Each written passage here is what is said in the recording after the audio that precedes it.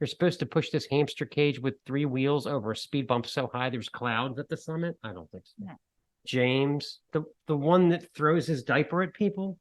Oh, They'll say, oh, that equipment is obsolete. Bitch, I just bought it at freaking Best Buy yesterday. Maybe your script is obsolete. got 15 years experience. I work on race cars. Mason, the one that set the fuzzy toilet seat cover on fire by lighting with stolen matches in Grandma's bathroom? The part that's funny about that is that they're stolen matches. Like it would matter if they were owned there. This is the Snaggletooth Rock and Roll Podcast.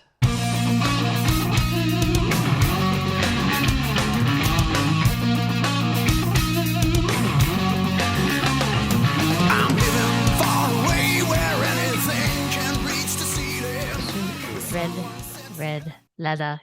Yellow leather. No, I already checked all that shit. Okay. Tough guy. What? Sorry. You like that shit, tough guy. That's right. Yeah. Got 15 years experience. I work on race cars. Anyway, how was the week?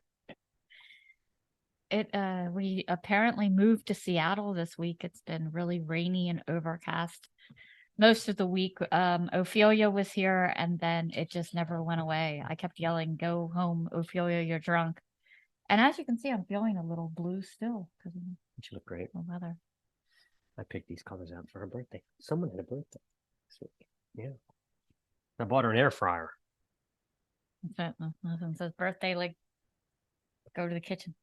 Like low guilt French fries. I mean, that's what I was shooting for. And it was the end of the summer squash. We finally defeated it today. We ate the end of it. I would have never thought we would have The gotten thing there. was like this big. Yeah. So, Ophelia didn't like do much in destruction, but she hung around long enough that it was like a longevity storm, you know. oh, we had a minor disaster. We had water in your trunk, junk in your trunk, water in your trunk. Yeah, I'm driving around. I'm like, this car smells, and then I realized I took the thing out where the spare is, and there was like a lake in there. It was great. So And it's just never gotten sunny enough to like even burn it off. So I had to evaporate. Fabuloso that fucker. Yeah. So Blech. don't make me Fabuloso your So ass. that was the devastation brought by Ophelia. So if you've ever wondered who could be the most irritating person on earth, me, I actually pissed off AI this week. I don't think that anyone else has ever done this. So It was epic. I just get in these moods. This is the way I used to deal with my teachers in school. And it just creates like damage to the brain cells. So I start off and I ask Google, what will the weather be today? Here's an example. Okay, Google, what will the weather be today? Today in Parkville, it'll be cloudy with a forecasted high of 72 and a low of 58. Right now, it's 69 degrees and cloudy. I'm just laughing. Wait a minute. Let me just say, they changed my AI voice. I was just gonna say. I think she quit. It was a woman, and now it's a man. I think that I pissed her off so bad that she don't want to deal with me anymore. So here's what happened. Okay. He sounds an awful lot like my AI DJ on Spotify, by the way. I think she walked out. So I started off with asking for the weather, and then I said, Google, will it be sunny today? And she said, no, there will be no sun today. It will be, and she repeated the forecast. So then I said, Google, would Here Comes the Sun be a good song for today? And she said, I don't understand. And then I said, Google, would today be a good day to charge up all my solar lights? That's when she said, I still don't understand. Let's stop. Dissed by AI. How do you like that? And she quit. Now I have a man. So there you go. To add insult to injury, I had 3 more I was going to hit her with. I think she knew. Yeah. When I talk to my guy, it's a different guy. And when I asked him to tell me a joke, he told me a solar related joke. It was like, I was waiting and waiting for the sun to come up. Couldn't figure out why it wasn't. And then it dawned on me. That was his joke. That was his AI humor. But I thought it was funny. He kept it very topical. Like, he's like, I got this. Yeah. Basically, he said, here is today's forecast. And don't worry about Dolores. She's very cunty today. That was what he would have said, I think. Yeah. Anyway, so I drove my AI person. It takes talent. Yeah. Insane. So what do you think is an acceptable time to execute a fire drill? I think 19 minutes works great. Yeah. We used to have them in grade school all the time. Again, I know I talk a lot about how much I hated school back then, but I really did. We figured out that if we wasted as much time as we could, we'd miss more class. So we knew they did a head count and they wouldn't come back till the head count was done. So we would hide. We took turns. We duck into the library. I remember clearly hiding in the restroom at one point, hearing them out there going, 17, 18, where's Mark? It was great. Just stretch it out, right? Even standing out in the rain was better than being in school, is what we concluded, So then I'll never forget this one day in the 6th grade, the alarms went off. It was like another fire drill. Okay, you hide, whatever, And we're waiting at our carefully designated areas by class. Suddenly we hear fire trucks. The cheers were deafening. All right, we knew we were getting early dismissal. Imagine 119 school kids, all in different groups, right? Divided by grade, shouting, burn, burn, burn. Girls and boys. It was a glorious afternoon. That had to be very, very inspirational to the teachers to see all of us chanting burn, burn. I don't know who would have started the burn, burn, burn chanting. I have no idea. No idea at all. Just have to speculate on that one. Anyway. We don't need no water. Let the motherfucker burn. Maybe that's where that came from.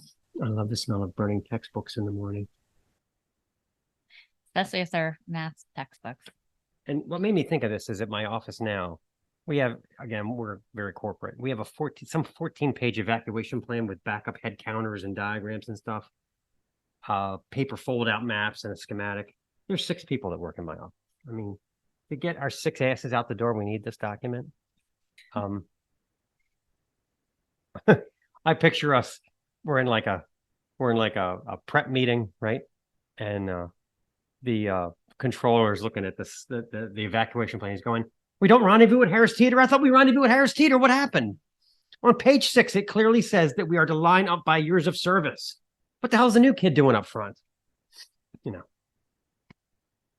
Honestly, and it always cracks me up. The first thing you do when you check into a hotel room, right, is to look at the map, the emergency map on the back of the door. They put it right there for you. Nobody looks that up. Nobody's like, all right, before we put the clothes away, I think we should check out the escape route, Helen. Yeah, exactly. No, nobody looks at that. You're going to go, Junior's going to go through the east wing. I'm going to take the front entrance. Yeah. We have to follow these red dots. No. But honestly, nobody cares at my office, and the alarm goes off so frequently, it becomes like a car alarm. Yeah. Because there's zero call to action. We just act annoyed the sounds going off, and unless we actually hear a crackle or see smoke, we're not going anywhere. It just I'll after like 5 minutes, I'll be like, it's not mine, is it? Oh no, it's not mine. I don't care. Yeah. Let's make sure it's not mine. A little bit shellfish. So shifting gears again. There is an art to avoiding blame. And I used to do sales, and some of the guys that used to work for me, I actually had salespeople working for me. It was the worst job ever, managing salespeople. But I won't get into that. Don't get me started.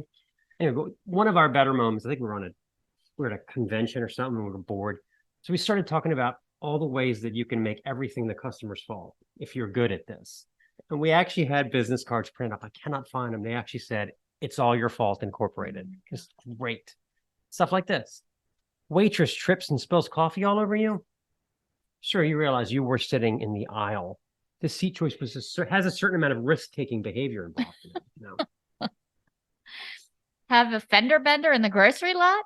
Sir, I believe I have the right of way. I was more than halfway out of my spot. It's I had fully committed to the pull-out law. That was my method of birth control for a long time. I'm sorry. How'd that work for you? Sorry. I worked 99% of the time. Your delivery didn't arrive on time. It clearly states on page 83 of the online agreement you signed that orders placed in April or May are subject to delay and come possibly when we get around to it. Oh, this one's classic. This one. Poor internet service. There's no one to blame. As soon as you call that provider, it's, ma'am, obviously it's your device. That iPhone is almost 5 weeks old. Are you kidding me? And the favorite tagline when calling to complain that, the cable company, especially us, we own our own modem. They'll say, oh, that equipment is obsolete. Bitch, I just bought it at freaking Best Buy yesterday. Maybe your script is obsolete.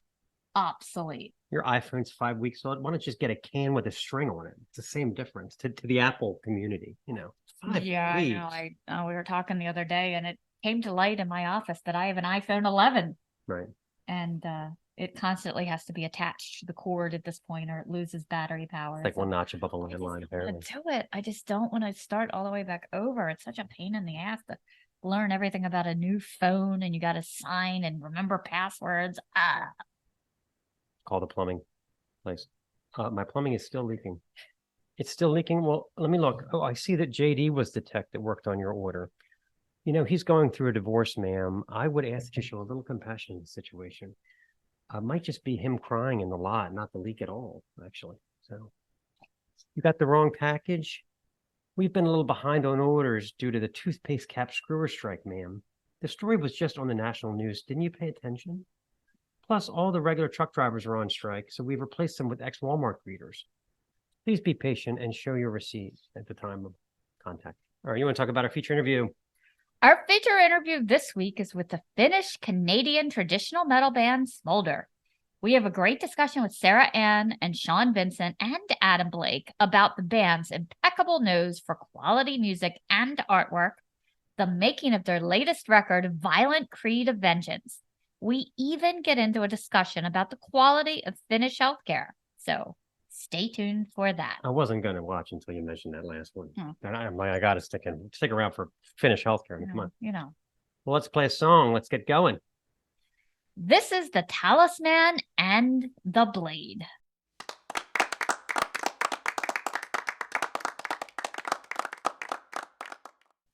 Okay, let's talk about Patreon. The site is patreon.com/Snaggletooth Podcasts. It is crammed to the gills with bonus content that you can't get anywhere else. And for $6.66 a month, all of it can be viewed over and over again by our minions. In fact, I'm going to be recording some recipes and things later today. I have lots of tricks in the kitchen. After this one about my tricks we in the need kitchen. some Stace because it's been too much me. I know you're all tired of my yakking, but I'm also going to weave in the entire I Hate God discography at some point, probably next week. I'll put that on there. Every single album. They're all good. Anyway. So for less than your monthly coffee budget, you can help out this podcast. We're constantly adding new things, new props, new equipment. We also are getting new things for our wall from our excursions and also our favorite bands and a place on our wall. So in turn, you're helping support artists that we love. Our latest being Vitamita Vegemin. Tastes just like candy. That was from the Protean bookstore outing. Sure was. Yep. Went and got that. I had to have it. So we're gonna of course have good Halloween costumes on I think we're gonna buy for you guys. I don't know if it costs anything. I'm gonna have to check that. I'll stop at Protean and find out what's involved. Do we have to bring anything? Do we have to pay for anything? But we're gonna go to I think we're gonna go to Some food. I think we're gonna go to their Halloween bash. It should be great. They have a stage. I'll just get up there. I'll just be like, so here's the deal with flight attendants, right? I got no problem with it. Yeah. But this is the stand-up guy. Nobody will ever know the difference. Okay. It's time for this week's Escapement from the Basement. This week, we're featuring a small Maryland business called Homemade from the Heart. That's right. The proprietor, Cookie Mike, as he's well known, has been cranking out the cookies. He makes all kind of cookies, we find out. And if you go on his Facebook page, apparently he has pound cakes and things as well. But he doesn't yet have a storefront, so we had to travel to a farmer's market to catch up with Mike and hear more about his delicious baked goods. So here it is. Enjoy. Okay, great. So we are here with Mike Anderson of the company is called Homemade from the Heart. Yes. Yep. So, what is your culinary background and how did you end up in cookies? Oh, cookies. Culinary background. I've always loved to bake. Since I was little. Just always loved it. Me and my mom. Food was my plus one. She always, encouraged me to bake. She's like, well, I really like you to do it. I was like, I got other things going on, but and during COVID, I kind of got into it. I was working from home, said, let me try this baking thing out. Started baking things for friends and family, and they were like, yeah, this stuff is really, really good. You should sell it. I'm like, nah, I'm just baking for the fun of it. No, you should sell it. You should sell it. I was like, yeah, okay, I'll try it out. Try it out. Kind of went off, and here I am. That's awesome. Yeah. You always see those pie charts of Mhm. like cookies gone wrong, like too much butter, Mhm. too much mixing. Mm-hmm. In your opinion, what do you think? Is it the mixing? Is it the ingredients? Is the baking? What's the key to making the perfect cookie? Making the perfect cookie is the ingredients, and also the dedication to it. Because anybody can make a cookie. You know, you got to put the love in it. You got to put the dedication into it. And you know, you put those two things in it, you have an amazing cookie. Are you a butter or margarine guy? I'm a butter guy. I gotta taste it. I gotta smell that butter coming out that cookie. You got, man, I can smell the butter, and then you bite into it because margarine just doesn't give you that same taste as butter does. Yeah. It's true. What are So some of the, have you some really wacky requests for cookies or anybody called anything really weird they wanted? Yeah, somebody wanted rhubarb. Rhubarb, walnuts. Rhubarb and walnuts, which was really odd. But I mean, I got rhubarb and put walnuts in it. They loved it. That was the weirdest thing I've ever had in cooking. Yeah. do you deliver or cater? I deliver, cater. You know, I have cookies will travel. Yeah. Yeah. Do you ever have to do the bachelorette party thing? Penis-shaped cookies? Not yet. If it comes down the line, then I'm all for it. He's willing. Yes, I Really? am. Ladies, pay attention.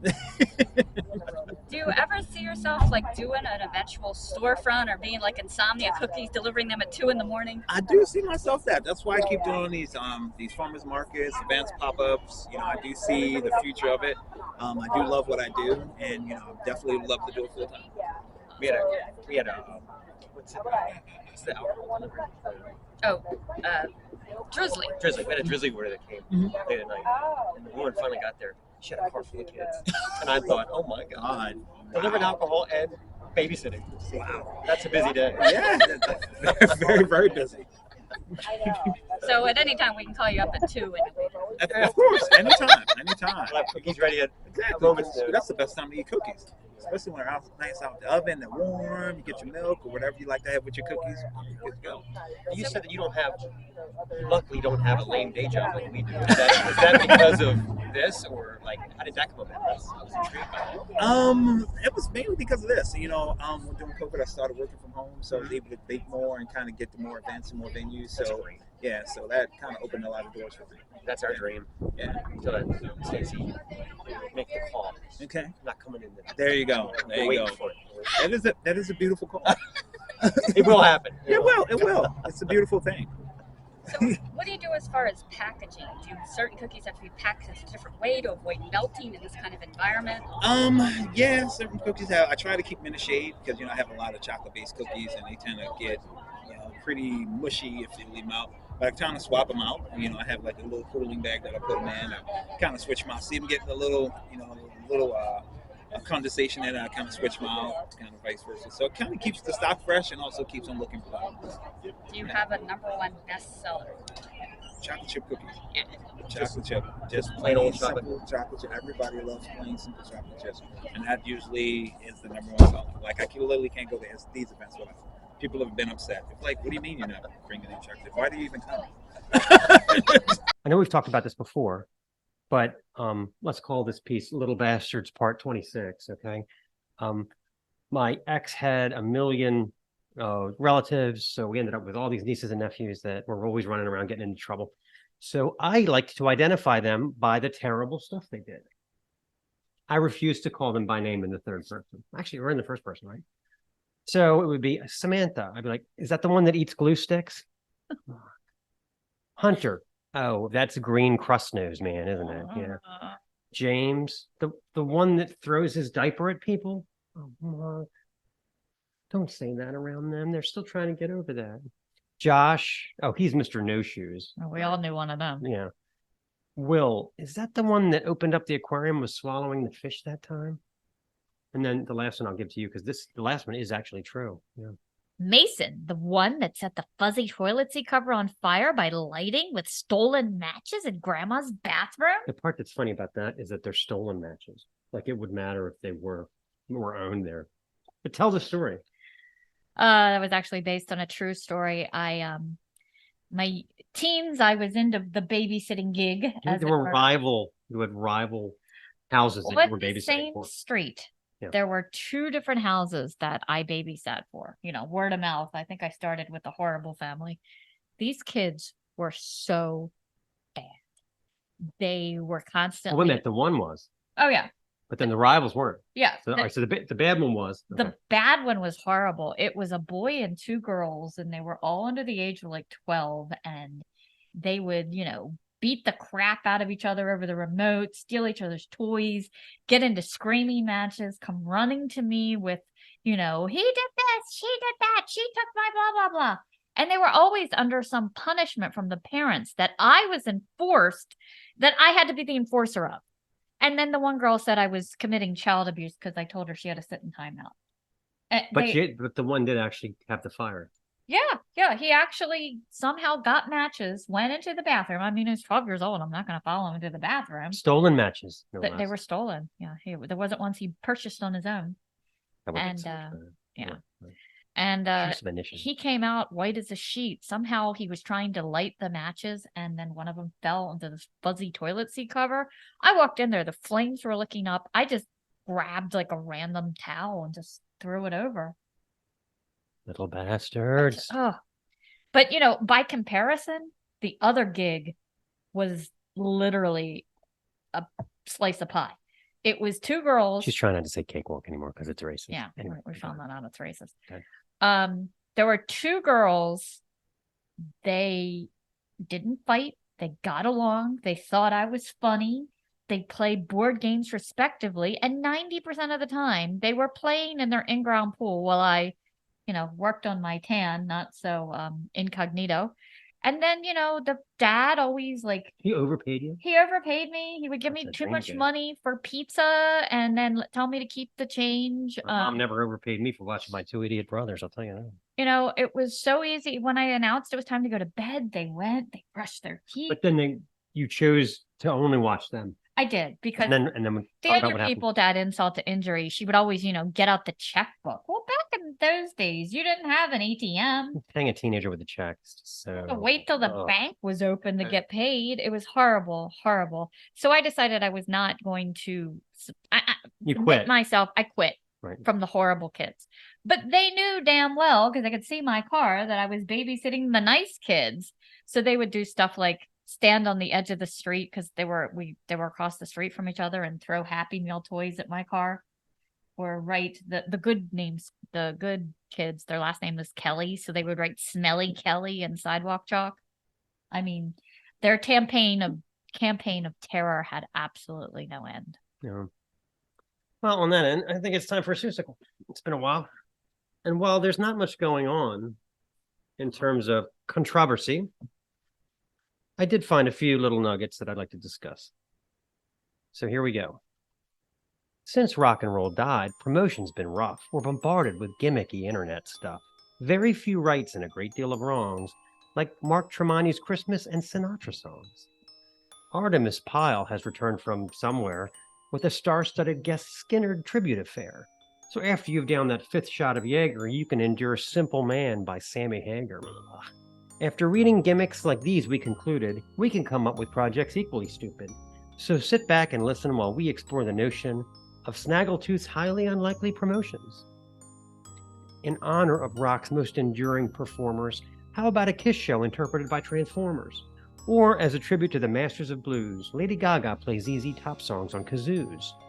The Bon Jovi puppet show would just make a fortune, all proceeds to benefit John's plastic surgeon. Coming soon to your town, one you cannot ignore, Ted Nugent and his loincloth wrestling a boar. Rolling Stone magazine has discovered Dolly Parton rocks, an arena rock benefit for discarded socks? Or how about James and Lars head back to the garage for a 5-record concept with Nicki Minaj? So many ideas, and we're just getting started. Let's take rock and roll to places uncharted. Our ideas are sure to entertain and inspire, but can we get Ozzy to finally retire?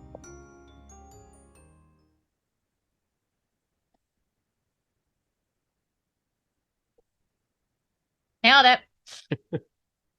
Ah, gosh, yeah, that was a fun one. So, in my opinion, you can sort of judge the management of a store and establishment by the condition of the shopping carts. I've thought long and hard about this. Are you surprised? If you go to get a cart and they're neat, sturdy, modern, plenty of room for the kiddos, actual seat belts, then I say this place is probably run pretty well, you know. But too often in these tourist trap towns, you end up with the rattling, rusty steel contraption with square wheels all bent in different directions, left over from 70s Kmarts. They resemble something you would ride into a dark mine shaft instead of an actual shopping device.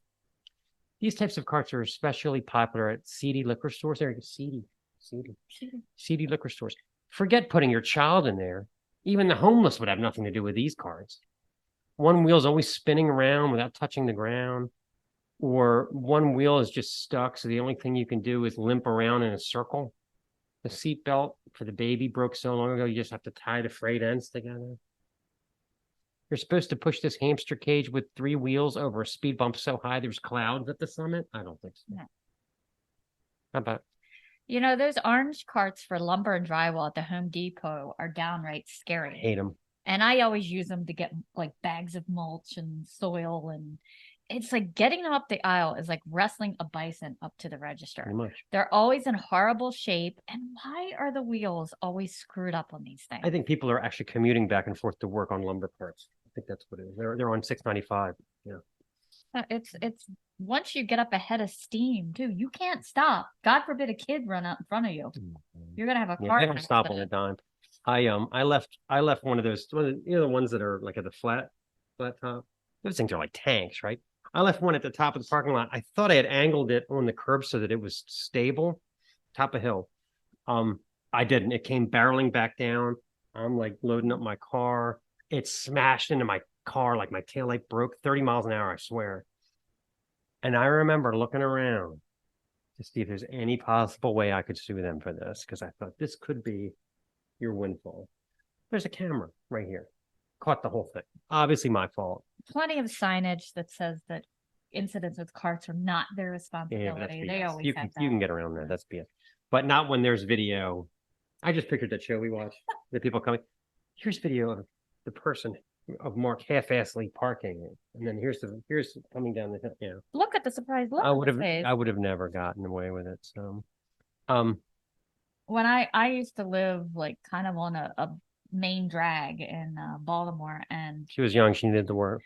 the main street was out here, and then there was like a little service drive where I was. Mhm. Well, people were constantly, I don't know why, I guess because they were walking, maybe they bought too many groceries. Mhm. They were abandoned shopping carts at various spaces along this service drive that they had brought up from the shopping center. Mhm. So one day, you know, it was a big thunderstorm. I was just happened to be looking out the window with the rain, and one of these carts was sitting there in the service drive, and the rain and the wind took possession of the cart, and it roared to life. Mm. And it went down the service drive, and because the way the water was flowing, it made the left turn out onto the main road and continued on that hill. I have no idea what kind of cart accident that. I mean, He's like, I'm merging into traffic, people. it's like that, you know, show like the commercial where they're talking about, you know, mischief and who's covering this. Yeah. Who covers that kind of? Oh, is it Allstate? Allstate, yeah. They do the mischief Mayhem. dude. Mayhem. Right, I'm right, sorry, right. the mayhem dude. Yeah, remember when we were in Houston and we went to that Latino grocery store, and then we thought we went back to it. We went to a different one. Yeah. Remember the carts were all just rolling around loose, like it was Like- spooky because it was like kind of windy and no one was putting them away, and it was just sort of like the valley of the shopping carts. It was so Shopping weird. cart bumper cars on their own. Yeah, that was very creepy. So, you know. all right, I guess it's time. Who's our ad this week? We talk about is it Imperfect Foods? Imperfect Let's Foods. talk about Imperfect Foods. Imperfect Foods is the sponsor of the podcast this week. They are a wonderful grocery service, I guess I want to say. But you can buy any kind of snacks, meats, cheeses. You know, they have dairy. They have meat alternatives.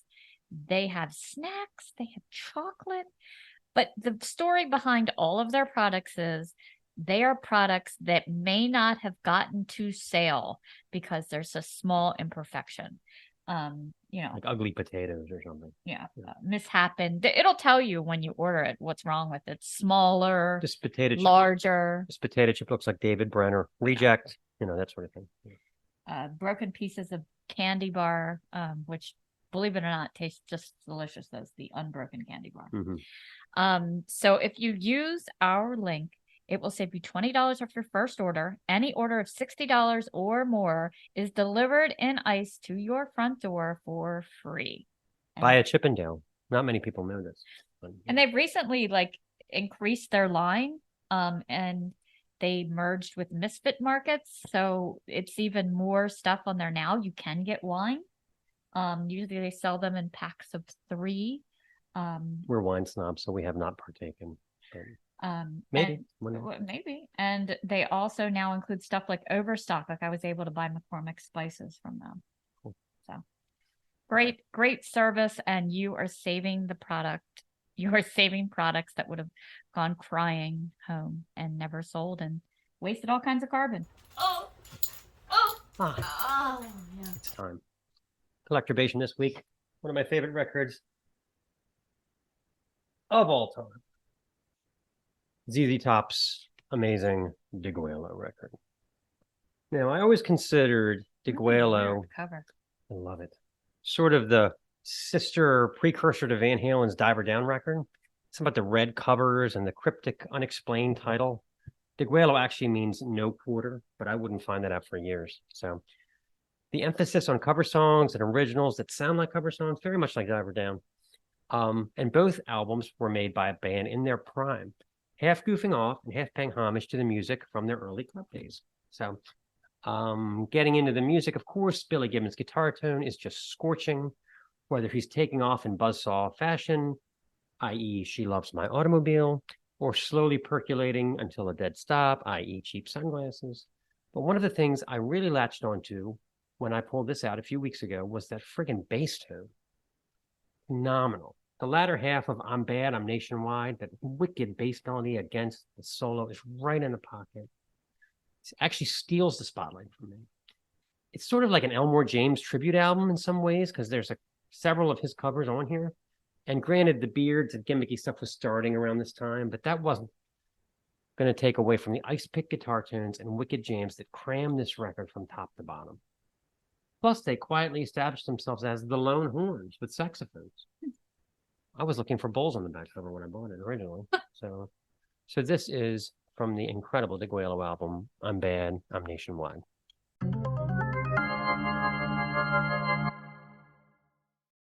Okay. The worship of Degüello continues. There's really no describing how important this record was to us growing up. I love the cover. I love the umlauts on the Degüello. The word comes from a sort of Moorish origin bugle call used by the Mexican army at the Battle of the Alamo in 1836. I love the kooky guitar experiments with like major chords and weird suspended chords and the goofy stuff like Manic Mechanic. I imagine the session, we were talking about this in the car today, with Bill Ham and Terry Manning. They're trying to finish up the structure of Cheap Sunglasses, and someone says, "Have you tried acting like a ghost? How about ooh, will that work? Let's try that." And genius, just what the song needed. And I'll just cap it off by saying that for a while, my brother and I were so obsessed with this album that we would just communicate in the word Degüello.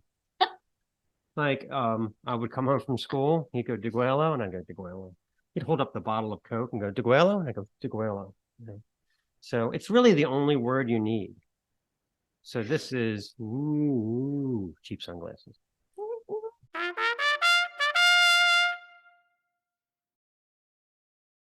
All right, so it is time for our interview with the band Smoulder. We had 3 members of the band. We're at the Finnish healthcare part of the show. We're here. We're there. We finally got there. We're really been enjoying the new album. We got to discuss a lot of it. We got to discuss how a band works on 2 different continents and much more. So take it away. we definitely learned a lot here, and we got a lot of insights on this album and answers to a lot of our questions. So take it away. Okay. Well, great to talk with you guys. Loving the new album. Yeah.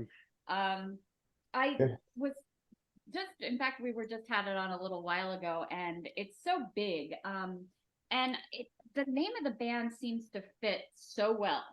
Smoulder. How did you come up with that name, and what does it mean to you guys? I don't know. When Sarah and I first started, we wanted to have a simple, like one word band name that hadn't already been used, and yeah, Smoulder fit perfectly for a doom metal band. You know, I don't remember what the exact definition of it is, but like, yeah, I mean, we just kind of imagined it being like the smoldering remains of like a village after you kill all the men in it. Set it on fire. Yeah. So that was, yeah. And we looked it up, and Yeah. yeah, we just looked it up and it wasn't used, and instantly we were like, all right, we're gonna register that now. Yeah. Yeah, it's absolutely perfect because it kind of describes the sound, because it's always that pulsating background with kind of the flames. Like, it's perfect. So your inspirations are always like fantasy and swords and magic and death. Were you inspired by any particular books, movies, games? What kind of is your muse there?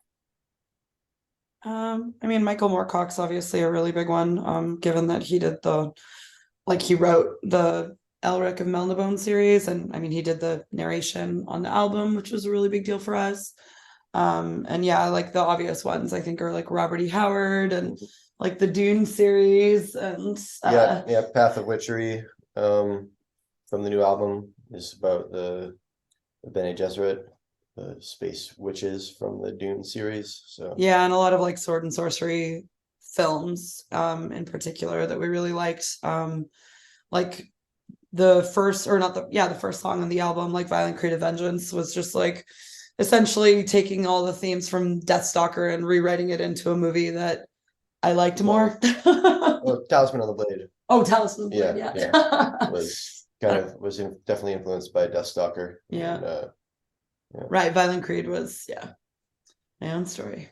I love the Manila Road street sign behind you. Is that an actual street sign? It could be, yeah. Oh, okay. Could be. That's very cool. Yeah. Might be acquired. You never know. Yeah. It may have been procured Yeah. in a very legal way. There's a story there, right? Yeah.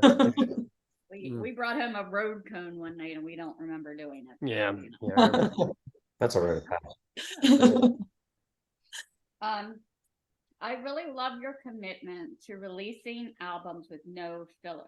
There's never just we just threw this together. What is your process to ensure that it remains that way? Because I think that's so huge with you guys. Yeah, we're pretty fighting. Right. I think it's just essentially write more songs than you need, right? Yeah. So Yeah. there are a bunch of songs that didn't make it onto the latest album, and they may still make it onto a release someday after we continue to edit them, right? And add parts, remove parts, make sure that they pass quality control and so on. But I think that's the main thing, is if you write, 4 or 5 songs more than you actually need for the album, then then the fighting starts, because you're all debating which ones to cut, right? And yeah, we had 11 tracks ready for this album. And eventually, I'm and I feel weird saying this, but I manage the band. And so sometimes it's like, this song's not good enough, and this song's good, but we need to integrate more edits, or we need to do something like that. So yeah, it's just like a process where if like someone in the band also feels like something's not working, like for this record, we just were like, all right, well then that song's not done, so it's not going to make it. Because I think it's really important to write a cohesive, strong album. And I think a lot of bands, especially with the advent of the CD, a lot of bands have been like stretching out their album times longer and longer. And that's not to the benefit of the listener. That's to basically the benefit of the artist. And a lot of those artists that had been doing or have been doing that, it's not upping the quality of the writing. It's just diluting it and making it crappy. Like the standard has always been like since vinyl, was the main release focus platform was like albums should be 40 minutes long. And if they're not, it's going to cost you a lot to do a double LP. So most artists focus on doing a 40-minute record. And I think for us, like almost every single one of our favorite albums that's been released fits on a single LP. And it's like that all killer, no filler mentality. Like I don't want to listen to an album. Like even to this day, there's hundreds of thousands of bands you can listen to, or like in an embarrassment of riches period. If I listen to a band and I skip songs, I don't buy their record. Like what's the point? Right. I know like hundreds of thousands of other bands that do write that consistently, where it's like, all right, that deserves a purchase, Yeah, I was talking to a friend of mine online about it the other day. I was like, remember the good old days when a Metallica album was only 45 minutes and a Maiden album was only 44 minutes? I mean, those were we do not need like a 62-minute like Empire of the Clouds, like oh my God, so boring. Like and like that's just not like and think about a lot of the albums, especially that have come out lately. Like the new Halloween record would have been way better if they had chopped 25 minutes off of it. Like there were so many great moments, but it would have been so much better if they had cut out all the fluffy stuff. Yeah. And then you can go the other way too. There's classic albums where they'll be reissued and I'll be like, there has to be an extra song that didn't make it onto Thin Lizzy Bad Reputation. Nope. No, nothing. Or something like that. I'll be like, oh, they had exactly 8 songs. Seriously? Wow. Yeah. Editing is a very important skill that very few artists excel at. Unfortunately. Yeah. Editing and pacing is a very important like flow album. Even though there are some songs in the Smoulder archives that are good songs and could get on a release, the last song we added to the album was Spellforger, right? And there's a reason it's the 3-minute quick punchy one. That's kind of how much space we had left, right? So and that fit into the pacing of things, whereas if you put 3 mid-tempo or slow doom songs in a row in the middle of your album, then you might kill the flow. So yeah, and I think too many bands they put all their strongest songs on like the A side right at the beginning. The first few songs are like the ones you remembered the most, and then the album gets kills successively worse. Yeah, kills the flow of an album, and we very deliberately didn't want to do that on any of our releases. So that's very refreshing. Yeah, it almost comes close to like the way it feels with you guys. It almost seems like a cohesive story. Like it's this close to being like almost a concept album. I love that feel. And your titles are so epic. Violent Greed and then Times of Obscene Evil. I love that. Do you ever have like working titles before you arrive at the final one? Oh God. Yeah. Titles are like an embarrassment. We have a bunch of working titles for Violent Greed for sure. I don't think I can say all of them. Yeah, it's pretty stupid. But Times of Obscene Evil, like that is a line from a story by Michael Moorcock. Moorcock story, Greater Conqueror. Yeah, so like it was such a huge win for us to get him to not only like write some stuff for us for the album, but also narrate it. That was a big deal. But Violent Creative Vengeance was different. Well, actually, maybe it wasn't, because there was, I think part of it is from a line from the Enchanted World series, and those books are like these really beautiful, I guess the best phrase for them is like archival tomes, but they like they focus on like teaching about like certain mythical creatures or certain mythical holidays, and then they basically tell all of the stories from across world cultures, and they're really lavish and like beautifully designed. So I'm fairly certain that one came from like, I think it was like either a Hungarian or Ukrainian folklore story about Baba Yaga. And when I saw it, I was like, oh, that fits really well, because a lot of the album is about violence and getting violence because you want revenge. So yeah. It I love worked. I love the artwork. I mean, it's so important to have such good artwork. I can't tell you how many times I go check out a new band and I'm like, God, were you just trying to save money with this artwork? Who did this? You know, like Yeah. that's the type of artwork that you need. I love the fact that it's very tribal looking, but I couldn't tell you exactly what tribe. Is it Viking? Is it like Amazons. Yeah. It's very Yeah, muscly. The book that it's from is called Amazons 2, and it's like a collection of short stories. Yeah, it was published in the early 80s, and it's all about like female warriors. Because all of the pieces that we've used have already been published on fantasy, like DAW books from the 80s. And we've been quite lucky because obviously Michael Whelan is like very renowned artist. Yeah. And it felt really good to be able to get multiple pieces in a row, all of which show women in positions of power. And not only are they in positions of power, but they're not heavily sexualized. And that was kind of the issue that I've always had with like fantasy painters like Frank Frazetta. Like, you don't really get women who are clearly gonna be like the murderer in the images.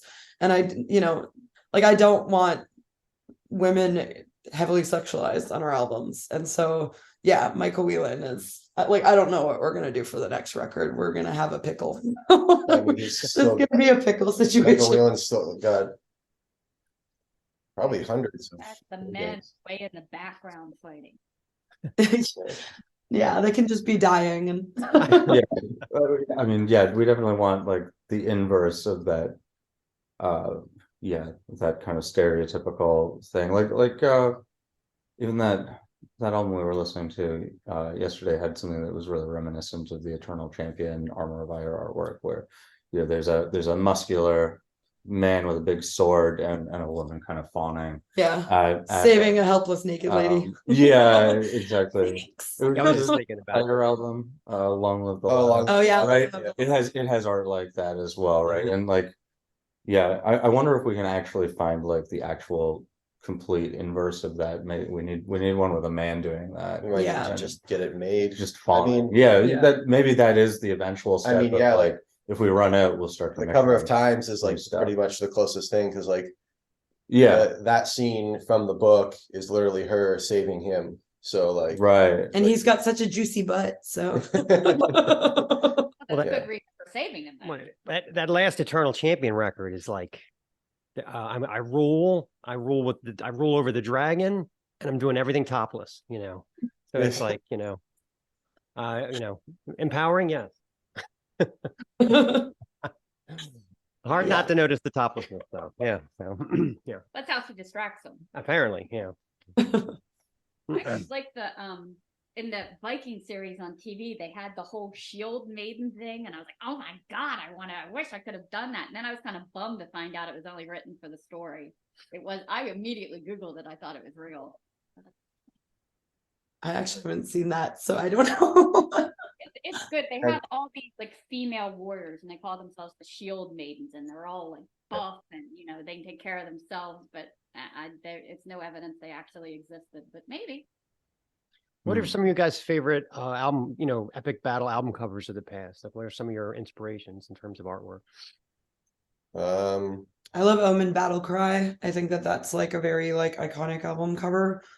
I mean, we like anything that looks beautiful and like has bright colors, because I think a lot of metal has kind of conformed to the stereotype. It's like, oh, it has to look dark and brutal, but I think like bright colors are very striking. Yeah, and like the brighter and like the more diverse of a color palette you have, generally the more iconic your album becomes. Like Rainbow Rising is a perfect example of that.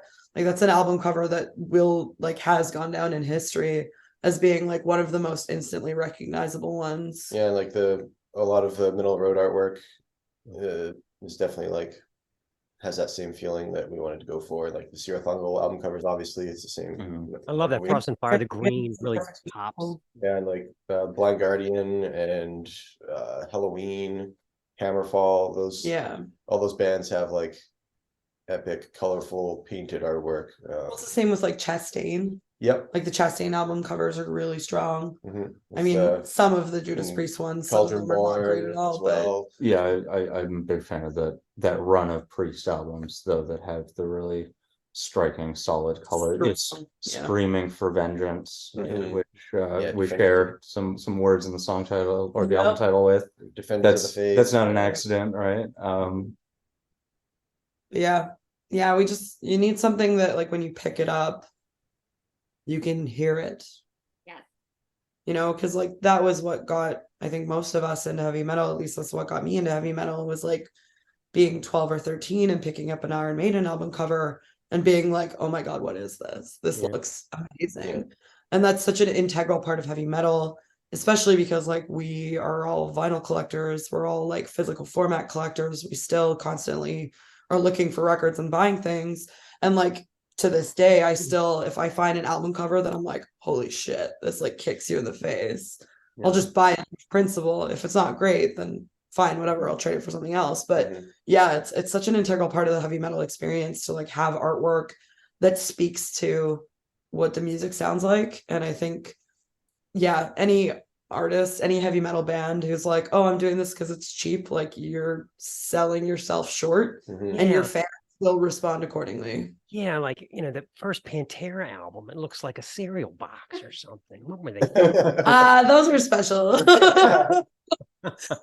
Let's get more intentional. Shitty Projects in the Jungle, Metal Metal Magic had a great cover.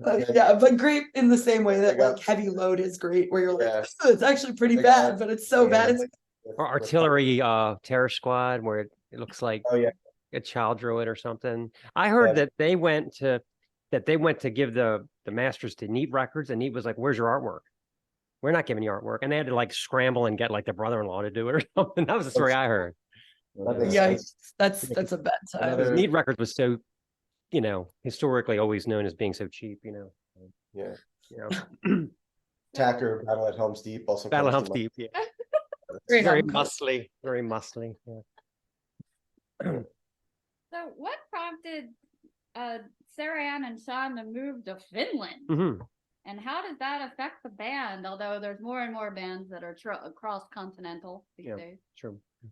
It was for healthcare. The Canadian healthcare system's like really underfunded. It's not as bad as the US, but I'm chronically ill and my healthcare costs were skyrocketing, and I didn't want to die young and broke. So we moved to Finland, and my healthcare costs went from like, they've dropped by, like, what is it? We're paying 1/20th what we used to pay in Canada, and my healthcare is way better.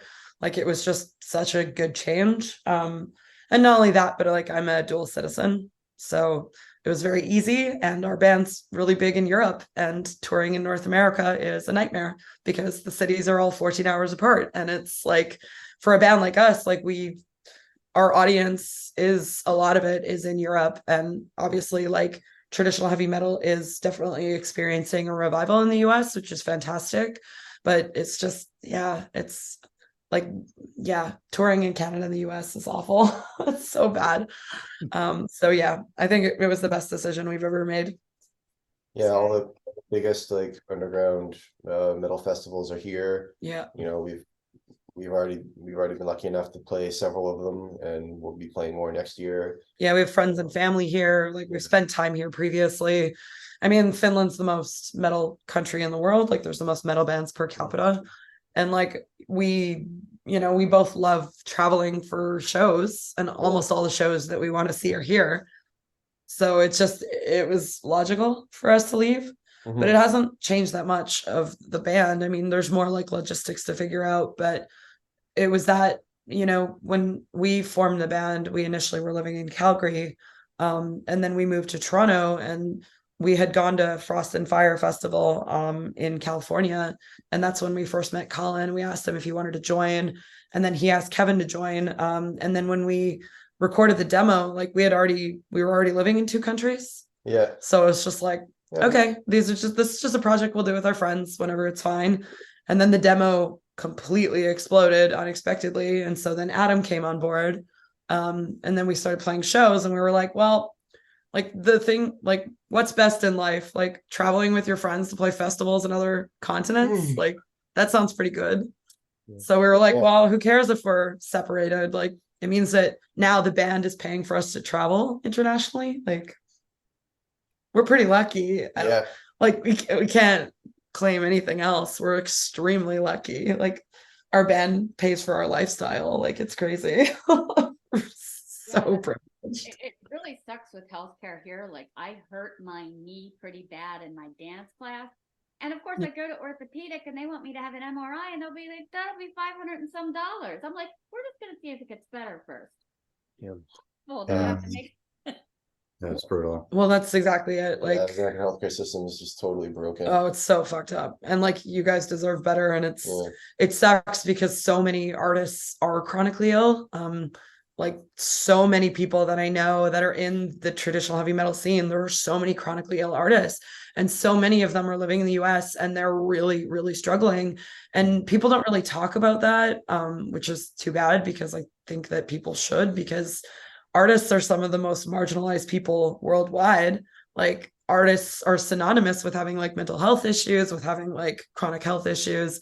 And like the fact that we're not adequately compensated for what we do and people constantly like want our stuff for free is just like very frustrating. And you know, we've been pretty vocal about that, just from our own experience and from the experience of like the people that we care about. Like we've seen these kinds of things like happen over and over to artists that we love, and we're just like, I think it's extremely unethical and it's very frustrating. So You don't typically get health insurance through your metal band, right? It's exactly the same way you do another employer. So yeah, it makes it tough. Yeah, it does. But incidentally, I was at Reaper Bond last week because I actually work for Bandcamp. That's like my day job. And I was speaking, there's a new there's like a trade union now in the US that does provide health insurance for musicians. So that's really positive because Cool. yeah, I was like, we're gonna email and I'm gonna send this to everyone I know because I know so many artists who are just like living off of like GoFundMe's, which is tragic. Yeah. Sort of So- similar, this kind of shitty practice in the US of the club wants a portion of your merch money. I'm sure you've run into that. Is that better? I would think that would be better in Europe, or do you still run into that over there? It depends on the size of the festival and Or the events, or the yeah. event, or if like if the festival is running the merch, then yeah, they'll take a certain cut, but most of the time, well, yeah, it depends on the size of the festival. Yeah, I mean, it's not as like predatory in our experience, but we're also not playing 1,000-person venues, you know? Like, because I think that those kind of practices get implemented at larger venues as opposed to smaller ones. And like, for example, we played Stormcrusher Festival on this tour and it was fantastic. And they were like, yeah, I like to pay our merch people, like we take 15%. I'm like, 15% is reasonable, you know, like it's not cutting so much into your profits that you're going to walk away with nothing. It's like enough that you can also be like, all right, well, we're going to maybe raise our prices a little bit to like adequately compensate for that. And that's not enough to make fans be like, oh, I can't afford this anymore. Yeah. So that kind of stuff, you know, we haven't really had to deal with it a lot yet. We actually dealt with like wonderful people the entire tour. Like Yeah, all the and organizers were great. The so- majority of the shows on the tour, we were doing our own merch anyways, so Yeah. So in that one case, it's because, well, they're doing the work for you. They have yeah, set up infrastructure for it and so on. They have to Yeah. pay those people. So it makes sense. Right? Mhm. Yeah.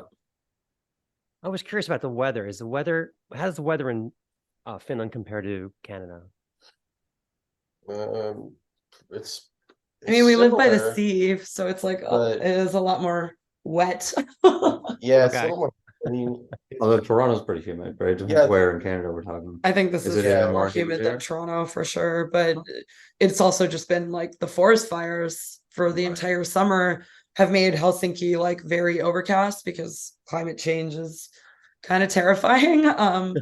So yeah, like the last month it's just been like very dark and the sun has barely come out and it's just been pouring rain. So it means that right now there's like mushrooms everywhere, mhm. which is that part's cool because we've been picking a lot of mushrooms. So We had perfect weather through 90% of the tour, though. I think That's it true, rained yeah. once while we were touring. It rained on the we had road. actual summer. Yeah, That was because we didn't have summer in Helsinki this year. It was too cold. Of course, we weren't in Finland for that. Yeah. but, yeah, it was quite warm going through Central Europe, like through from Slovakia Germany, to especially. Leiden. through Austria and Germany. It was quite warm, yeah.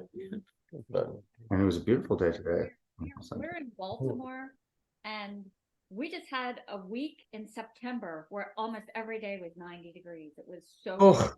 good. Now we got some tropical storm coming through, so it's been pouring down rain here for a couple of days. But yeah, it's probably 90. It's September. Yeah, I know, it's crazy.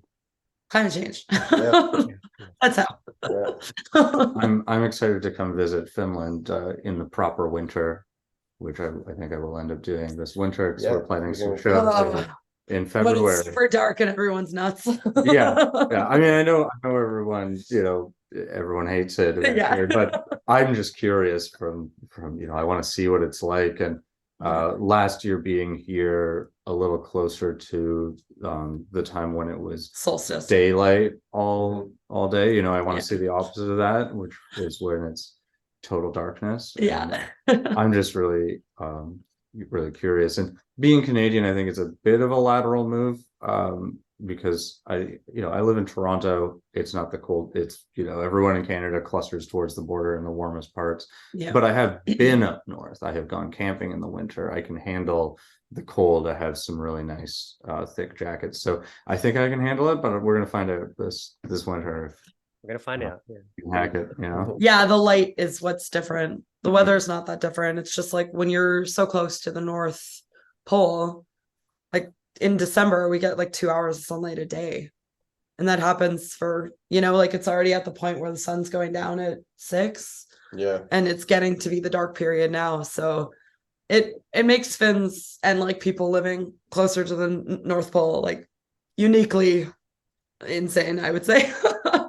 There's got to be a connection between that and why there's so much metal there and so much dark music coming out there. There's got to be, Yeah, I mean, also- I'm fairly certain it's actually been postulated in like university theses. Yeah, probably. Yeah.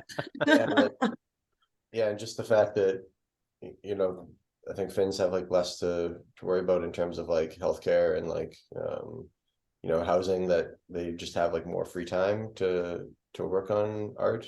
So Yeah. that contributes to how many metal bands there are. You kind of Yes, cocoon in the absolutely. winter, right? Yeah. You stay in during the winter and you work on. Yeah, you don't have to your worry about projects. like losing your house if you lose your job or like losing health insurance if something happens. So like people are just a lot more relaxed here. Yeah. A lot more relaxed. It's quite striking. Like moving from Toronto, like one of the probably the most stressed out cities in the world. So expensive. Cost of living is like so high, especially during the pandemic. Yeah. It's night and day difference. And here's the night. Sarah, it seemed like your vocal delivery was even stronger on this album and more powerful than even the last one. So do you think this change kind of helped, now that you're feeling healthier and less stressed, or what affected your performance? Because it's outstanding. Yeah, I mean, it was definitely that. Like I've been working out a lot, like a lot. And like I do a lot of like weightlifting and running and hiking and climbing and swimming and kayaking and like all sorts of stuff like that. And a lot of it was just like management of like my chronic illnesses. But it actually had a really significant impact on like how much I could sing and how well I can sing. Yeah, in like 5 years, I lost like 18 kilograms, so like over 40 pounds. And it actually does have a really significant impact on my voice because like my stamina and my longevity has been so much better. So yeah, a lot of it was that. And then also just wanting to be better and wanting to get used to being on stage and stuff, because I'm the only member of Smoulder who didn't have a band before Smoulder. So for me, I was quite nervous and like internalized a lot of, the misogyny of heavy metal, and was like, all right, well, now I have to deliver on stage like 10 times better, because if I don't, people are going to judge me really harshly. So a lot of that just came hand in hand with each other. And when we wrote the album, especially with some of the vocal lines that I wrote, like I was writing absurdly complicated vocal lines, and I was realizing it was very hard to sing them. So then I started training while singing, and that really changed things. Like I'd be doing like a 15-kilometer uphill hike while singing. And like once you can do that, you can sing pretty much anything. So a lot of it was that, like just being like, all right, I'm gonna go hike whatever mountain and do Spell Forger 26 times in a row. And like that was the only thing that saved me. Because yeah, it was hard.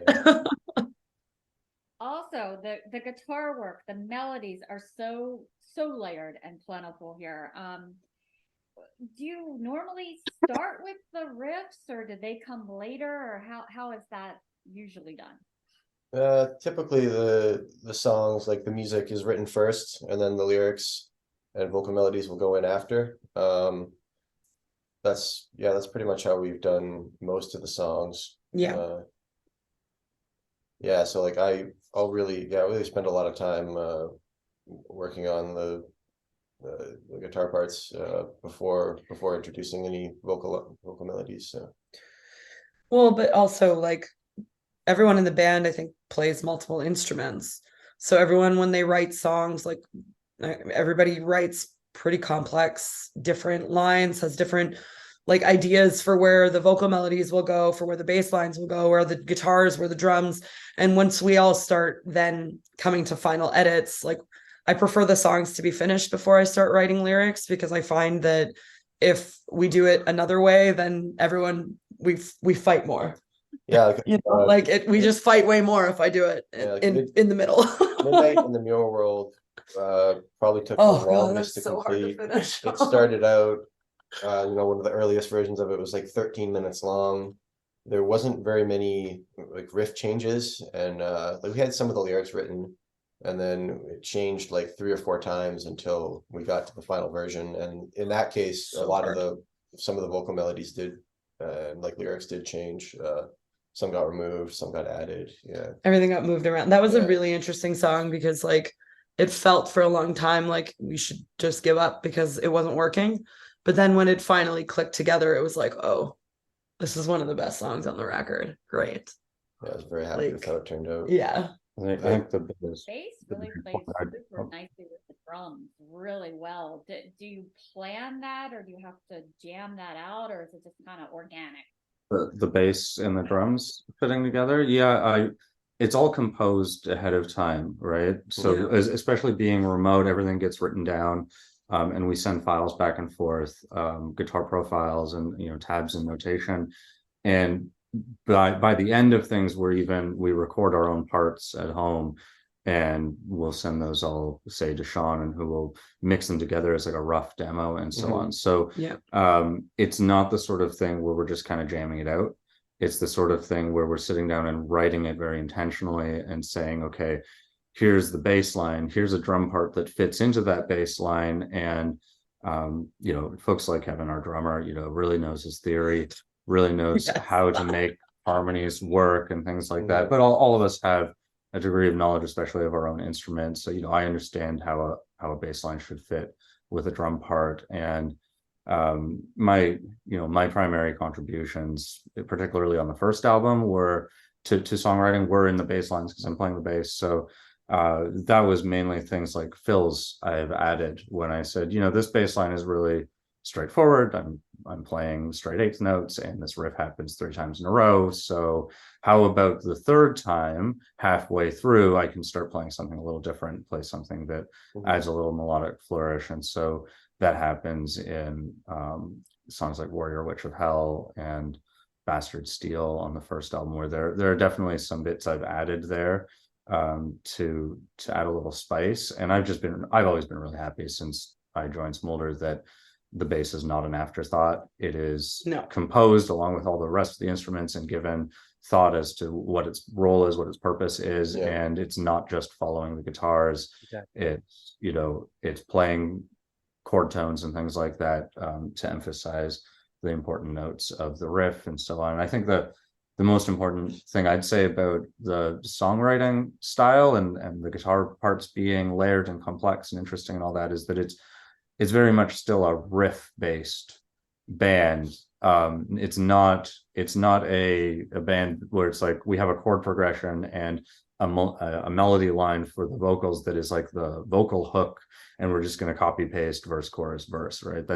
Nothing is copy and So pasted. boring. Nothing is copy and pasted. Even when a section of the music repeats, 99% of the time there is going to be something different about that riff every time it happens in the song. One of the guitars will play something a little different. There will be a different vocal line, or the bass line will change, right? Have a different fill, or the drum part will change.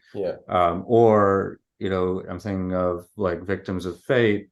The second time we play the first riff that happens after the intro, it's shorter, right? So the song kind of condenses, it kind of speeds up as it goes along, even in the composition. There isn't like a tempo change, but some of the parts, we play the same part, but we don't play it all the way through.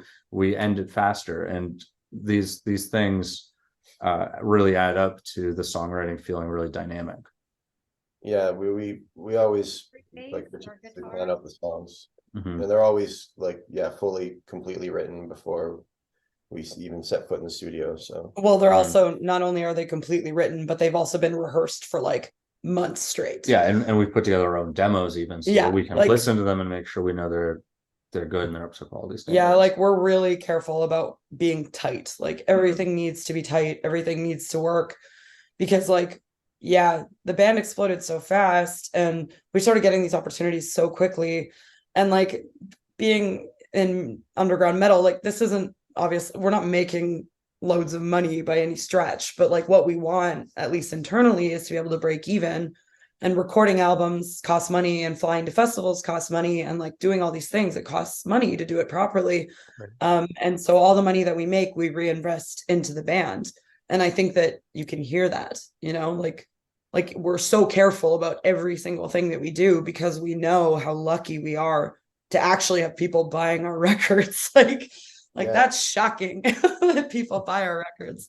And I love that about you guys, because you can enjoy every single second, and I never find myself losing attention or getting distracted, you know. So I think you do it really well. Thank you. That's great to hear. Appreciate it. Yeah. The Spell Forger and the Talisman and the Bride are the fastest tracks that with that epic feel, still doom element in there. What kind of influenced you guys to kind of up the tempo on this one a little bit? There's some Blind Guardian in there, right? Yeah, I mean, Blind Guardian is like my favorite band of all time, and they've always been an influence on my writing. And it was also just being really angry after the pandemic. Everybody was like so frustrated, you know, and like everyone was frustrated, like not just us, everybody in the world was frustrated. It was a frustrating several years, and everybody was working out, you know, all of their frustrations with the world and their situation, and like, you know, all the people that we knew who had died, and all the people that we knew who, like, you know, got long COVID and all these other things. So all of us were just really frustrated and really angry, and like trying to find like a healthy, creative way to like deal with that, instead of just doing what a lot of people did, which was like becoming little like hate-filled internet gremlins. Like we really didn't want to go that route. Like we wanted to do something creative that actually meant something to us, and that we could like, you know, build community with. Because like the band, we've always really been invested in like building community, and it is a hard thing to do when you're a heavy metal band, because heavy metal is like rife with a lot of like problems, which are reflected in society as a whole. But, you know, we've really cultivated like this very interesting, like committed, passionate, and very diverse fan base. And I think that in the context of metal, like we're quite unusual in that sense. Like our fan base is diverse, and that's exciting. Like I love that. Like I love that, you know, people are flocking to us because they're seeing that and they're hearing it, and they realize that like we're very committed and like passionate about what we're doing. So yeah, there's a lot of elements. It comes through in the Dragon Slayers too. Definitely, I was like, wow. Yeah. Yes.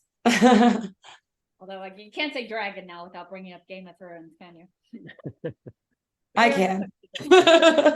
There are dragons in other media. Yeah. I'm really obsessed with dragons. It's not very cool. I don't care. But I think that's like probably the best song we've ever written. It's really epic. Really. It's very big. It's very. That was a lot of fun to play. I really love that one. Yeah. Very I- hard to play. I might prefer Victims of Fate, but those two are my top picks from the album. All right. Yeah. So we play a little game. So with three of you, I guess we'll do 2 questions apiece. I have 100 questions, random questions in front of me. So I want Okay. each of you to pick 2 numbers between 1 and 100. Right. 23 and 42. 69 and 21. I was gonna say 420 is not. It's not in the range, Sean. 89 and 4.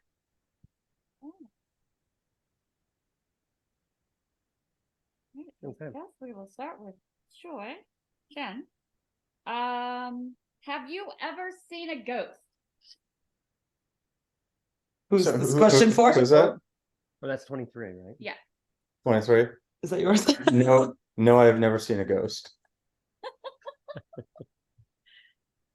We get all kinds of answers to that one. Yes. That you do. Sorry, can't say I have. All right.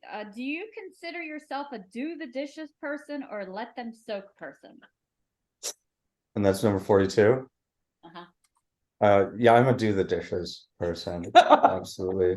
And I mean, to expand on that a little bit, because I didn't expand on the ghosts, but the other day, Shon and I were hanging out here, and I wanted to try a recipe from this book, Hellbent for Cooking, where a bunch of metal bands have added recipes to the book, and Great title. yeah, a friend of ours put that together, and I wanted to try one of the recipes. So Creator had a recipe for vegan oat burgers, and so we went to the grocery store. I got the stuff I needed for that. I made the burgers, and then Shon went and did the dishes, and we just had that brief, handshake on, whoever cooks doesn't clean. So we take turns doing that, taking the responsibility. But yeah, I think in general we're the type of group to we're all functioning adults. we take care of our shit, that's important to us. Wash our underwear, we Yeah. we do things that adults should do for themselves. We take adult responsibility for ourselves. We've asked a lot of bands that question, and the one that got the most excited was when we asked Gene Hoglan. He said, I love to do the dishes. Like, we really hit on something. So in case you didn't know, Gene Hoglan loves to do dishes. Same, hey, that's great. I mean, that's if I'm someone's guest, I'm staying at their place. That's a really great way to show your appreciation. I hate doing this. Help out because I don't mind it at all. We have a dishwasher for everything in every apartment in Finland is a dishwasher, and I've never had a dishwasher my entire life. So I grew up always being the one who did the dishes, in a family of 5. And then in Toronto, we only had one sink and no dishwasher, and I hated, because I'm a messy cook too, so I make a million of them. I hate the dishes. Love that we have a dishwasher. It's a blessing. Gotta be more efficient with your pots and pans. Oh no. I'm gonna be even less efficient. I know you've tried, Shon. I know it's a whole thing. We love to cook in this band. Yeah. Also, on the tour, we hit grocery stores on our rest days, and we cooked big meals for ourselves because we were trying to stay healthy and kind of do the opposite of drink every beer in the fridge in the green room. It was I had my little lunch bag, my insulated bag, so that I could take any leftover salad and put it in there, and then put that in the freezer, and then have some sandwiches that we keep for a couple days, that kind of thing. So yeah, we take cooking and doing dishes very seriously. That's what the next album is going to be about. I do a lot of cooking tips on the show. It's funny. I show you how to make hash browns with a potato. And then I learned how to make pickles this year because our garden exploded with cucumbers and we had I made it really spicy. He would eat a jar a night. And I said, well, I'll take him into work. He's like, no, you're not. Yeah, I know. No. Those are my pickles. I love pickles also. I eat them all the time. We also you can give the recipe, but I get the pickles. Yeah. Oh, and I should give credit to Anik Giroux for that book, Hellbent for Cooking. Yeah. Because I hate anything that's like guilt-free snacking, I love. Like if she makes salmon or she makes pickles or something like that, because I don't feel bad eating all of it, you know? All right, moving over to Sarah's two. We'll start with your first one. If you could learn a skill you do not currently possess, what would it be? I really want to do oil painting, and I'm working my way up to it. And I've gone through a couple books already on the human form, because like the great fantasy oil painters, like Michael Whelan is obviously one, and so is Frank Frazetta and Boris Vallejo. They did the Rubenesque kind of like very statuesque, like, you know, athletes essentially. And I really want to be able to do that myself. So I've gone through now 3 books, and right now I'm doing the third and final one, which is the worst and hardest thing I've ever learned, which is drawing dynamic hands. So I'm drawing 200 pages of hands in every single position. And once this is done, then I will start oil painting, because yeah, you need a studio because it's very toxic. So I want to be able to paint Raphaelite men and Raphaelite women. Maybe one day you'll be painting the Smoulder album covers yourself. Yeah, that is the goal, actually. Yep. Like I do the artwork in our liner notes. I designed our emblem. So yeah, I really want to do that. And I want to do it so well that you don't know that it's not Michael Whelan and that it's me instead. there you go. Yeah. Which is that big goal. Yeah. All right, next one for Sarah. If you could bring back a fashion trend, which one would it be? Wearing like a necklace strung of like skulls. I would do that. Right. I could see that. Human skulls. Any kind of bones. I mean, I have some bone jewelry, but I got a lot of dirty looks when I wear it. I like bones. They're pretty interesting. So I have so many. I have a skull tattoo. I like bullet belts a little too much. A little too much. Like I could probably wear them every day if you know. Feel like I can't Okay, do those with Shon music here, is but I'm up. playing. What is your favorite play from Shakespeare? I don't even have one, honestly. Really? Was Macbeth Shakespeare? Yes, Yeah. Macbeth, and that's Okay. the one with the witches. Yeah. It's pretty I'd good. probably And then he say goes Macbeth. nuts. Yeah, Macbeth's great. All my Macbeth knowledge is from various heavy metal songs that have referenced it. So I would say Macbeth. Mhm. Tropical storm we have right now is Ophelia, so there is a Macbeth. Yeah. Oh. Ah, Shon, we got to watch the Kurosawa film that's based on King Lear. I think it's called Throne of Blood. I think you'll like it. okay. All right. Have you or anyone in the band ever had a wardrobe malfunction? A wardrobe. Nah, No. nah. We're pretty comfortable with nudity, so it would never be considered a mistake. Yeah, Oh, You know? that's true. I mean, I had my shirt off for the last show, and I planned on taking it off halfway through the show, but then I spilled something on my shirt And it was hot. beforehand.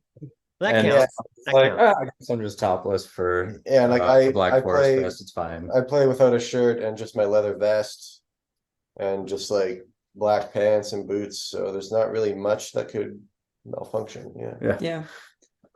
I guess hold on. Colin did have that story of someone in the front row was like pointing at his crotch while he was playing a show, and it was throwing him off, right? Because he was being distracted, like, is there something wrong with my playing, my pedals, what's Like going on? right in the middle of one of the harmonies at the end of Warrior Witch. Yeah, one of the top The guy tricky just like parts. pointing at him and he's like, what? Something- I'm trying to play here. Yeah, and realized when the song was over that his fly was down. So Oh, that's what the guy was. But what are you gonna do? Are you gonna Stop playing. You're just gonna playing be like, to fix it? Yeah, no, you can't do that. So I think that counts. I think that counts as a malfunction there. yeah.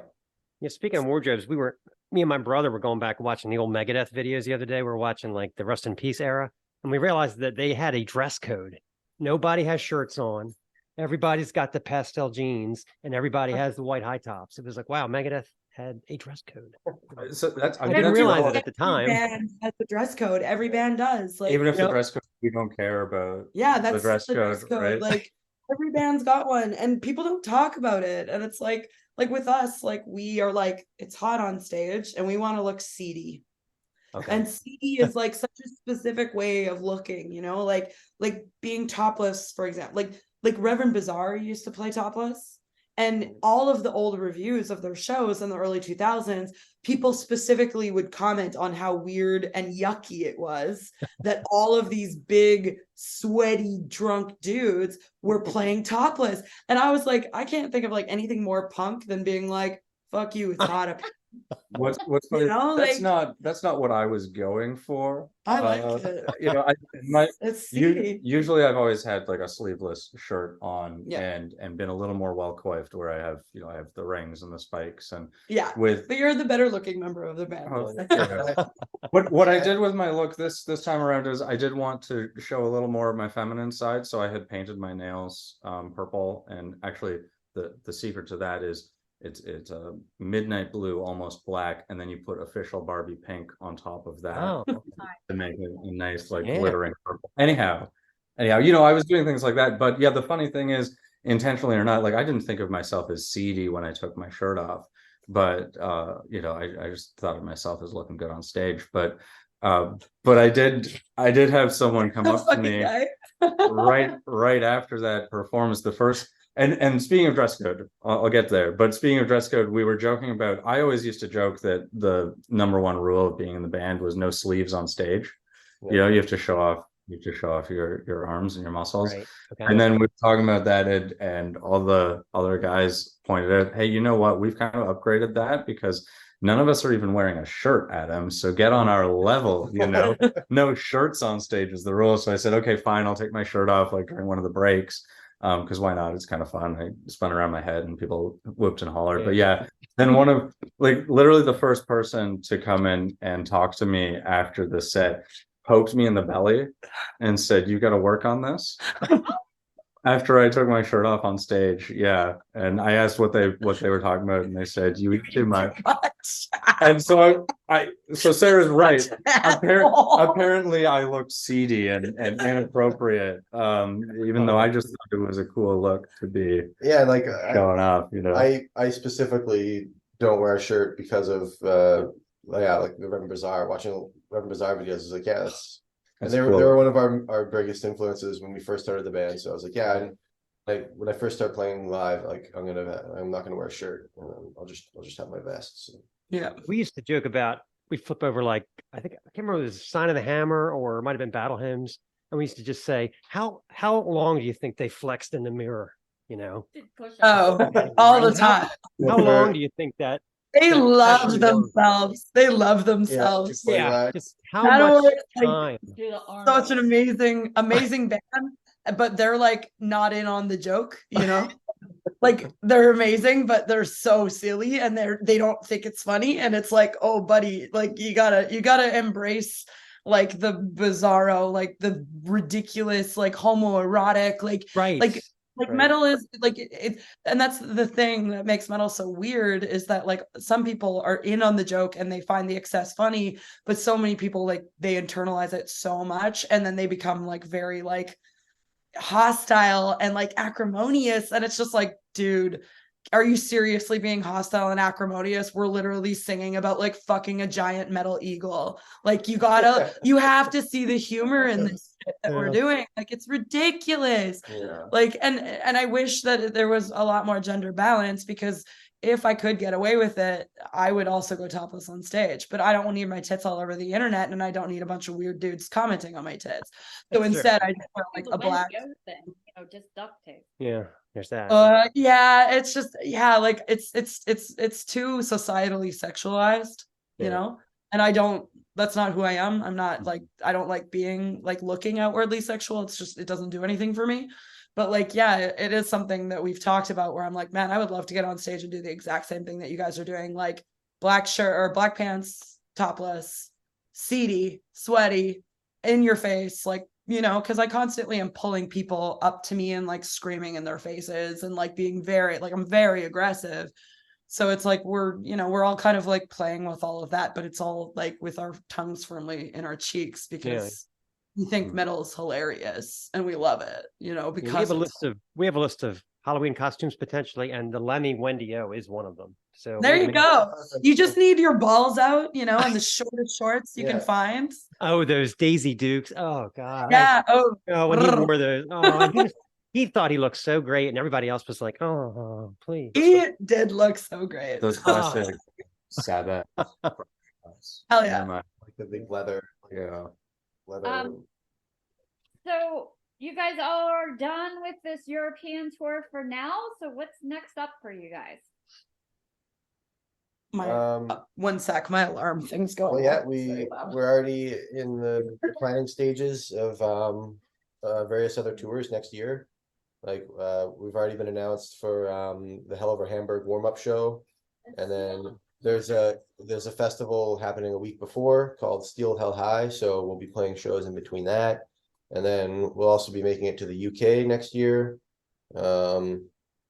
possibly Spain and Greece. So we got a lot of stuff coming up. We got lots in the works. Yeah. Right. So do you think you guys will come back to the States maybe for a tour, even though you hate it? I mean, we'd like to. It's just the economic barriers that are in place for artists and the fact that they're planning on almost, tripling the cost of an artist visa? Yeah. Like prices like those, like it's going to cripple the touring circuit of the US. Because if you can imagine adding with 5 people, that's adding what, $7,000 of cost to a tour that probably will only break even. It's already exorbitant.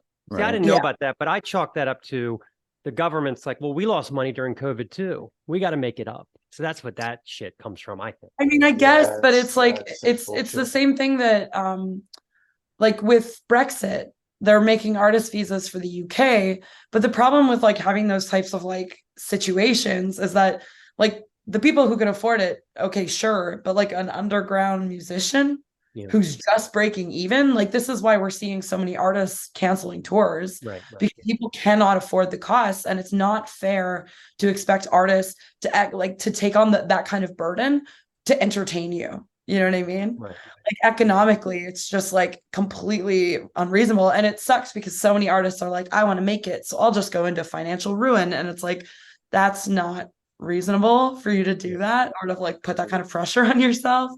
So it's got to be hard not to feel squeezed with that going on, and then you're not making any money on streams, and it's just it is.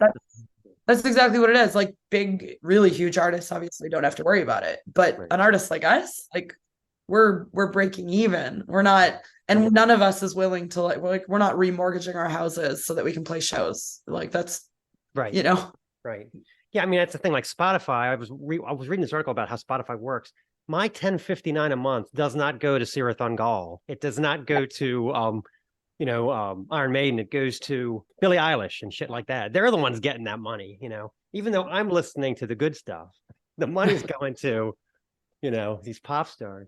That's why you got to buy things on Bandcamp, because then the artist gets paid. Right. Yeah. Hey, we do a feature on our other show about Bandcamp every show.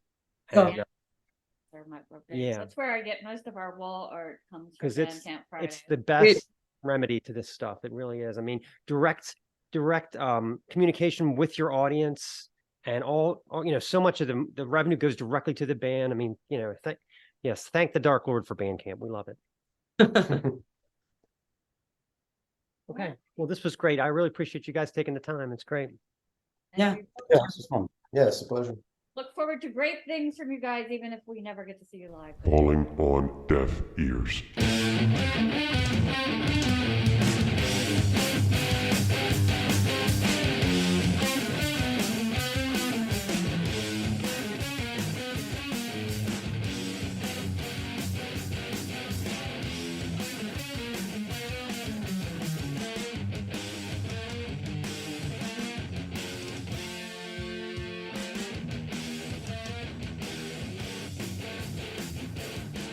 Little bastards. Okay. All right. Deaf Ears 1 is the new Danko Jones album, Electric Sounds. 2023 finds possibly our favorite fiercely bald Canadian, cranking out his 11th full length of downstroking, hip swiveling, middle finger waving rock and roll. This trio has done so much, yet somehow remains unjustly below the radar. They've been nominated for multiple Canadian Juno Awards. They've shared stages with everyone from Guns N' Roses to Volbeat to Faith No More. They've even featured Lemmy and Mike Watt in a music video back in 2010. But despite the years and the strange tendency to change drummers, this trio sounds livelier and more cocksure than ever for electric sounds. Danko writes great choruses, and he knows it. He repeats them, and he repeats them. You'll never find yourself saying, I wonder what this song is called. And that doesn't happen. It's sort of like Sparks. Yeah. But it's all a part of the charm. The chorus of I Like It sounds glorious against that tonking cowbell. As usual, the songs are fastballs in the 3-minute range, offering of the visceral classic groove of AC/DC mixed with ruthless belligerence and punk sneer. Get High could be a Thin Lizzy song. I think it's toughest street in town. That would be my guess. Dripping as it is with hooks and machismo. Best cut on the album may be the full-on strut of Good Time. Hard-grooving bass and drums underpinning the glorious chorus. I came here to fuck shit up and have a good time. Now that is how you make a rock and roll statement. This is music desperately needed in the age of adult coloring books and safe spaces. Long live Danko Jones. This is Guess Who's Back? Me, motherfucker.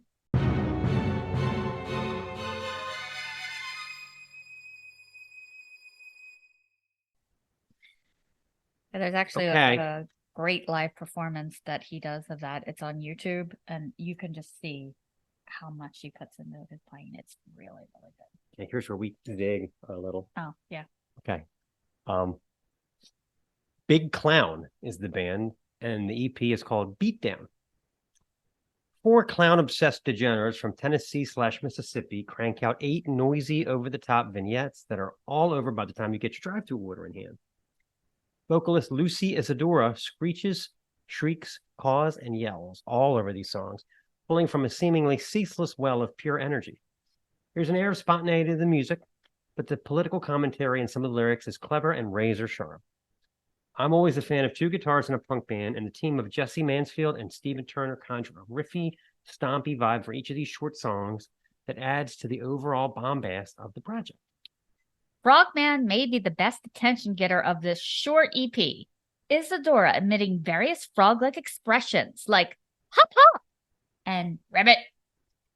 It's about a fan that created the Frogman dance and injured himself at a show. Apparently. Perhaps soundtrack to performance art? I think if you look at the video, it is. Possibly.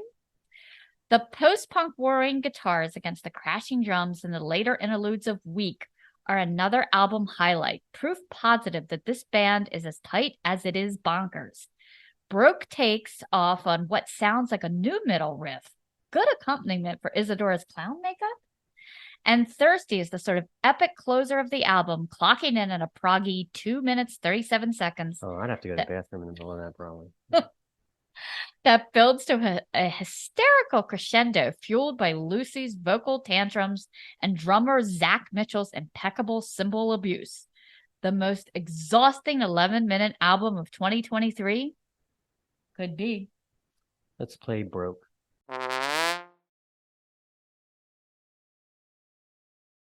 if you haven't had enough, check out that YouTube video of Frog. Frogs. Where else would you go for such There's complete rock cover? Hermit flying through the air. People doing frog. Deaf Ears 3, very exciting. Cirith Ungol's new album, Dark Parade, drops later this month. You can count the number of bands on one hand that have remained as true to their craft as Cirith Ungol. Since their original inception in the 70s, through a disheartening hiatus, to the triumph of their latest records, the band has been the definition of consistency. Tim Baker's voice is every bit the weapon that stunned us all back in the 80s. The distinctive Eastern-tinged fire dancing from the guitar tandem of Greg Lindstrom and Jim Barraza adorn every song with melodic precision. Dark Parade takes the essence of 2020's marvelous Forever Black a little further with the same 14-karat riff tones, howling leads, and thrilling mini-epics. There is so much other bands could learn from this album. Iron Maiden. Sorry. Every song delivers epic metal goods without overstaying its welcome. Metallica. Sorry, let me have a drink.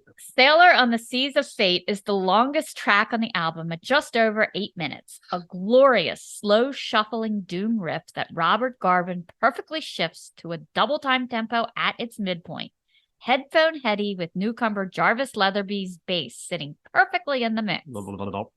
Great. As usual with Sirith, it's difficult to pick a favorite track, but Dark Parade definitely rises to the top. The lapping harmonies that flow through the song are highly reminiscent of early Merciful Fate, while the riffing and pace are sabs heavy, graced by a remarkable vocal performance from Baker. Closer Down Below deserves a mention as well. The creepy call from the Gallows acoustic intro and reverby vocals reminiscent of those legendary early records, particularly because this track does the clean, heavy, clean pattern a la Frost and Fire King of the Dead. They brought it back, people. Any one of these songs would blend perfectly in a live set between The Finger of Skull or King of the Dead or Blood and Iron or any other fucking awesome songs from Sirith Ungol. This blends right in. It's one of the year's best albums, unsurprisingly. Welcome back, guys. Return of the King. That's right. So let's play a song. This is the first single from the album, Velocity SEP.